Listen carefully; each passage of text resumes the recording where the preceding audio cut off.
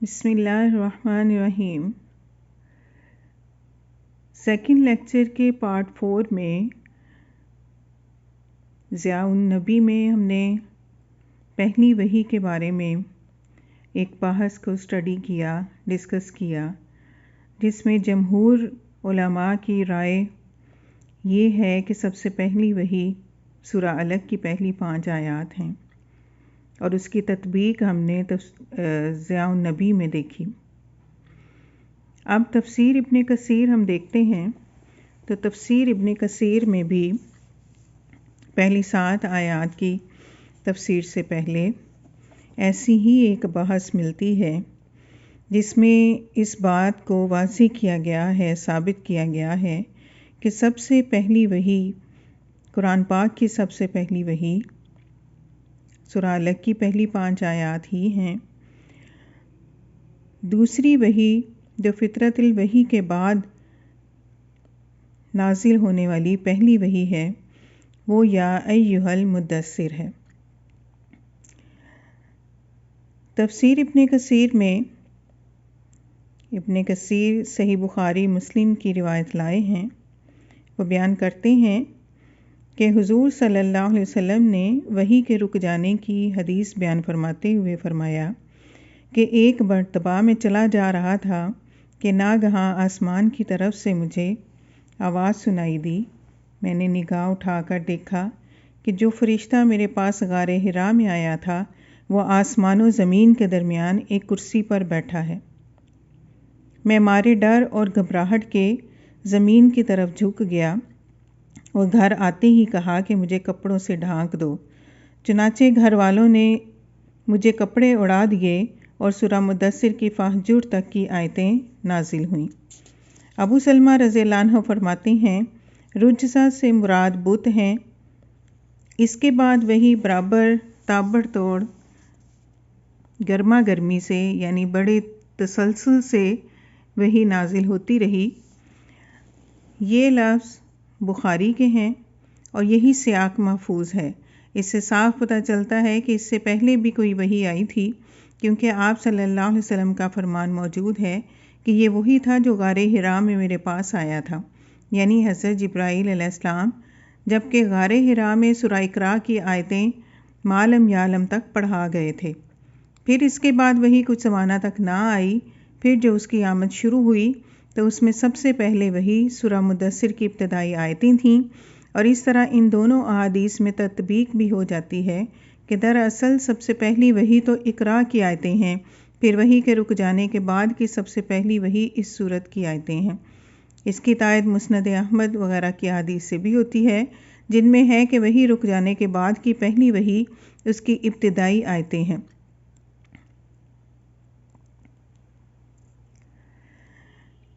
اس کے بعد ابن کثیر فرماتے ہیں کہ طبرانی میں اس سورت کا شان نزول یہ مروی ہے کہ ولید بن مغیرہ نے قریشیوں کی دعوت کی۔ جب سب کھا پی چکے تو کہنے لگا، بتاؤ تم اس شخص کے بارے میں کیا کہتے ہو تو بعض نے کہا، جو دعوت میں موجود لوگ تھے ان میں سے کچھ لوگوں نے کہا کہ جادوگر ہے، اور بعض نے کہا کہ نہیں ہے، یعنی جادوگر نہیں ہے۔ بعض نے کہا کاہن ہے، کسی نے کہا کاہن نہیں ہے، بعض نے کہا شاعر ہے، بعض نے کہا شاعر نہیں ہے، بعض نے کہا اس کا یہ کلام یعنی قرآن منقول جادو ہے۔ چنانچہ اس پر اجماع ہو گیا کہ اسے منقول جادو کہا جائے۔ حضور صلی اللہ علیہ وسلم کو جب یہ اطلاع پہنچی تو غمگین ہوئے اور سر پر کپڑا ڈال لیا اور کپڑا اوڑھ بھی لیا، جس پر یہ آیتیں فاصبر تک نازل ہوئیں۔ پھر فرمایا ہے کہ کھڑے ہو جاؤ، یعنی عزم اور قوی ارادے کے ساتھ کمر بستہ اور تیار ہو جاؤ، اور لوگوں کو ہماری ذات سے، جہنم سے اور ان کے بد اعمال کی سزا سے ڈرا۔ ان کو آگاہ کر دو، ان سے غفلت کو دور کر دو۔ پہلی وحی سے نبوت کے ساتھ حضور صلی اللہ علیہ وسلم کو ممتاز کیا گیا، اور اس وحی سے آپ رسول بنائے گئے۔ اپنے رب ہی کی تعظیم کرو اور اپنے کپڑوں کو پاک رکھو، یعنی معصیت، بد عہدی، وعدہ شکنی وغیرہ سے بچتے رہو، جیسا کہ شاعر کے شعر میں ہے کہ بحمد اللہ اللہ تعالیٰ کی حمد و ثنا کے ساتھ میں فسق و فجور کے لباس سے اور غدر کے رومال سے آری ہوں۔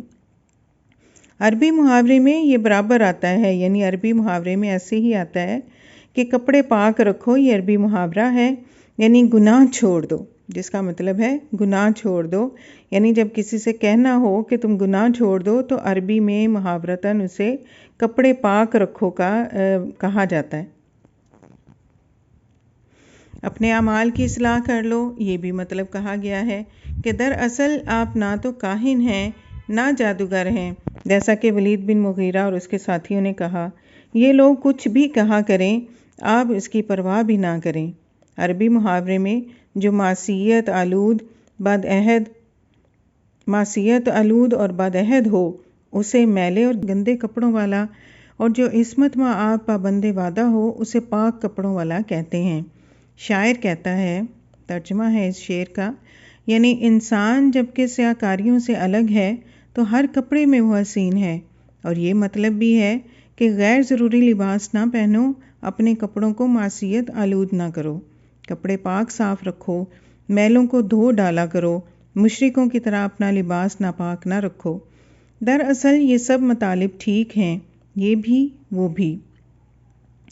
ساتھ ہی دل بھی پاک ہو، دل پر بھی کپڑے کا اطلاق کلام عرب میں پایا جاتا ہے، جیسے امراء القیس جو کہ ایک قدیم شاعر ہیں، عربی شاعر ہیں، ان کے شعر میں اسی طرح یہ محاورہ استعمال ہوا ہے۔ حضرت سعید بن جبیر رضی اللہ عنہ سے اس آیت کی تفسیر میں مروی ہے کہ اپنے دل کو اور اپنی نیت کو صاف رکھو۔ محمد بن کعب کرزی اور حسن رحمۃ اللہ علیہ سے بھی مروی ہے کہ اپنے اخلاق کو اچھا رکھو، گندگی کو چھوڑ دو، یعنی بتوں کو اور اللہ کی نافرمانی کو چھوڑ دو۔ جیسے ایک اور مقام پر فرمان ہے، یا ایھا النبی اتق اللہ ولا تطع الکافرین والمنافقین، اے نبی صلی اللہ علیہ وسلم اللہ سے ڈرو اور کافروں اور منافقوں کی بات نہ مانو۔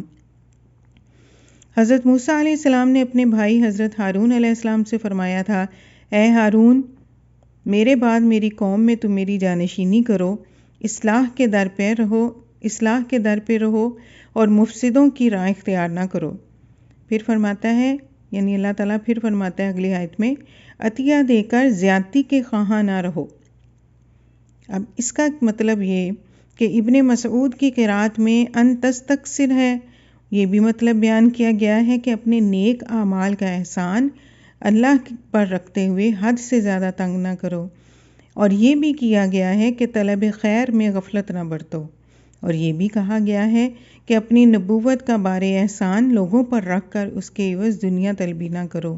یہ 4 اقوال ہوئے، لیکن اول و اولا ہے، واللہ عالم۔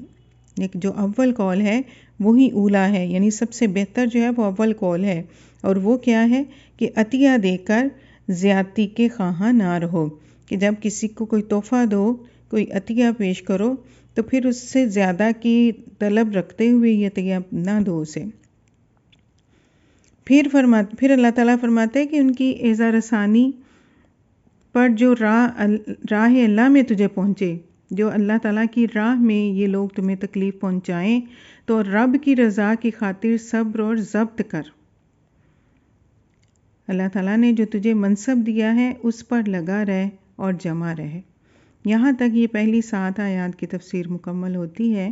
اس سے اگلی آیات میں پھر جو الفاظ استعمال ہوئے ان کی تفسیر ہے، اور پھر آیت نمبر 11 اور اس سے آگے کے واقعات جو کہ ولید بن مغیرہ کی بات چیت، اس کی محفل میں ہونے والی بات چیت اور گفتگو کے جواب میں اللہ تعالیٰ نے جو بیان فرمائے ہیں، انشاءاللہ یہ ان آیات کی تفسیر میں ہم تفصیل کے ساتھ ڈیٹیل میں ہم انشاءاللہ انہیں پڑھیں گے۔ اور یہاں ہماری پہلی 7 آیات کی تفسیر جو ہے اللہ کا شکر الحمدللہ مکمل ہوتی ہے۔ وما علینا الا البلاغ۔